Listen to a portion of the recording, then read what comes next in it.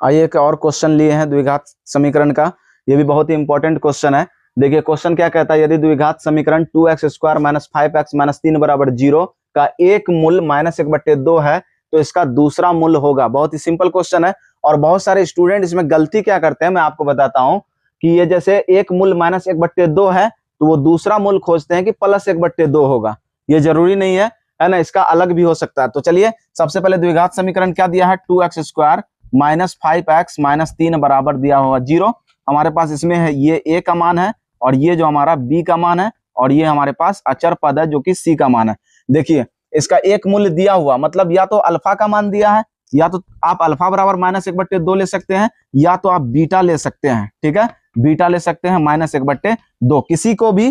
किसी का भी एक मूल हम ले सकते हैं, अल्फा का मान भी ले सकते हैं इतना या बीटा का मान। मतलब इसमें यह नहीं कहा कि अल्फा का मान 1/2 है कि बीटा का मान 1/2 है, तो हम किसी के जगह पर 1/2 बैठा सकते हैं। ठीक है, तो देखिए यहाँ पर सबसे पहले क्या, इसको हम दो तरीके से निकाल सकते हैं। सबसे पहले हम निकालते हैं अल्फा प्लस बीटा, यानी तो हम निकाल सकते हैं अल्फा इंटू बीटा और फॉर्मूला होता है C/A। क्या होता है formula? C/A, alpha into beta. अभी क्या बताएं, या तो आप अल्फा का मान ले सकते हैं -1/2 या तो बीटा का मान ले सकते हैं।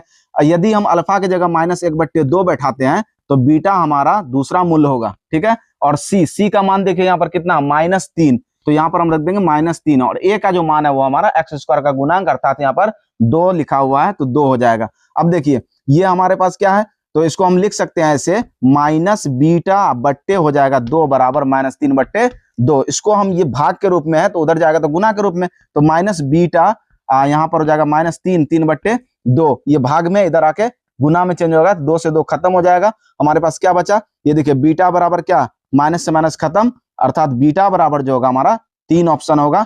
तो ये ऑप्शन हमारे पास कहां पर है, बी में है। चलिए एक तरीका से और बताते हैं आपको। दूसरा तरीका इसका ये है, अल्फा प्लस बीटा ले सकते हैं। अल्फा प्लस बीटा बराबर फॉर्मूला होता है -b/a। ठीक है, तो अल्फा प्लस बीटा का जो मान यहाँ पर इसमें से कोई एक का मान रख लेंगे। तो चलिए इस बार हम बीटा का मान रखते हैं -1/2, तो अल्फा प्लस -1/2 बराबर -b/a फॉर्मूला होता है। तो b का मान यहाँ पर -5 और ये माइनस, तो +5 हुआ और a का मान जो है वो 2 है। देखिए अल्फा प्लस और ये -1/2 जो है उधर 5/2 के साथ क्या हो जाएगा, तो +1/2 हो जाएगा, +1/2। देखिए अल्फा यहाँ पर हो जाएगा, अल्फा बराबर इसका एलसीएम लेंगे 2 का एलसीएम 2 हो जाएगा। इससे भाग देंगे एक बार में 5 + 1 है ना, इससे फिर भाग देंगे कितने बार में लगेगा, एक बार में 1 गुना 1 हो गया। अब अल्फा बराबर क्या हो जाएगा, 6/2। तो यहाँ पर अल्फा का जो मान हो जाएगा 2 × 1 = 2, 2 × 3 = 6 हो जाएगा।